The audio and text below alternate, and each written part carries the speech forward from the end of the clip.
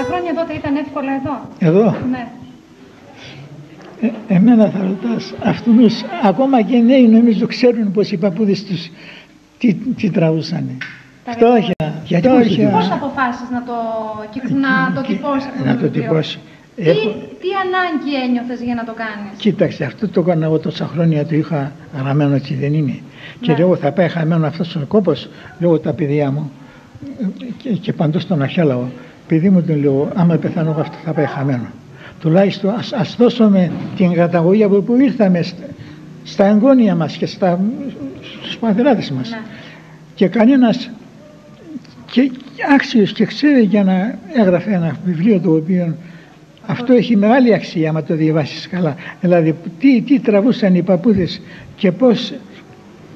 Είναι ένα ιστορικό ντοκουμέντο τα όσα περάσατε τότε εσείς εκεί. Έτσι. Έτσι μάλιστα. Η μεγαλύτερη οικογένεια. Εγώ έτσι το θεωρώ, δεν ξέρω.